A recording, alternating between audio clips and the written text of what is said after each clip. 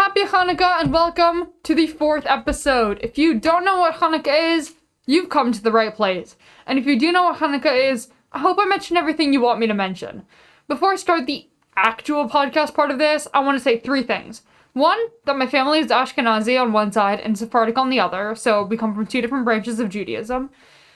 And 2, thank you so much for all the support so far. It's been a lot more than I was expecting, and I really hope you guys are enjoying this as much as I am. 3, you're welcome to subscribe, and without further ado, Chag Sameach, and let's get on with it.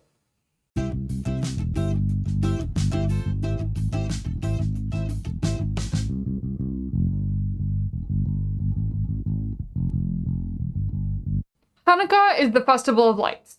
The really short version that I was taught is that the Greeks, led by King Antiochus, invaded the Jewish territory. They trashed the temple, they straight up took over. The Jews could no longer eat kosher, study Torah, or do anything that wasn't Greek. And the Jews, they wanted to study the Torah in secret. So they had a trick for when soldiers came by. They would pull out a 4-sided spinning top, called a dreidel, and they'd pretend that that's all they were doing. Nowadays, we play a dreidel game where we gamble for chocolate money, but I'll discuss that later along with some other traditions. Once the temple had been trashed, the eternal light went out. This is quite obviously a bad thing. There was a great search for oil, and in the end, only 1 night's worth of oil was found. The miracle of Hanukkah is that the oil ended up lasting 8 nights, which is how long the holiday lasts. Aside from the miracles, there was also a rebellion, people wanting to fight a rebellion hiding out in the mountains, led by a group called the Maccabees. They ended up fighting the Greeks and drove them away, saving us until, the next group decided to do the exact same thing. I'm sure that I'm missing a lot of important details, but in all honesty, it's been a while since Sunday school, and I'm writing this episode the day before it comes out, so I'm not necessarily good for research time. Let's talk about traditions. Because Hanukkah is the Festival of Lights, due to an oily miracle, the traditional food for this holiday is really just anything fried.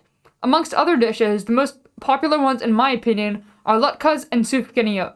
Latkes are fried potato pancakes, and there are a gazillion ways to make them. Some people make them with eggs, some people make them without onions, some people do it with mashed potatoes, there are people like my mother who do it with just shredded potatoes and onions, but no matter how they're made, they're always really good and nostalgic. Sufganiyot are donuts coated in powdered sugar that are traditionally filled with jam, usually raspberry jam. In years past, I've also had ones filled with lemon curd, custard, chocolate, and caramel. Another popular Hanukkah food is gelt, the chocolate coins. They're essentially a gambling currency, and this is where the dreidels come in. A dreidel has 4 sides, each marked with a Hebrew letter: Nun, Gimel, Hey, and Shin.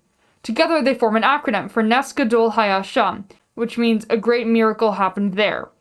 There as in Israel. In theory, if you're in Israel, you should be saying Nes Gadol Haya Po, a great miracle happened here, because you're where the miracle happened. Here's how the game works. Everyone gets the same number of chocolate coins. In my household, we do 5. And everyone puts the same number into the big overall pool. Then you go around and everyone spins their dreidel. If it lands on Nun, you don't get any gelt and your turn ends. If you land on Gimel, you get to take the whole pot and the game starts again. If you land on Hey, you take half of the total pot. And if you land on Shin, you have to put 2 of your own coins into the pot. Every household and family probably has their own version or different house rules, but that's how my family and I play.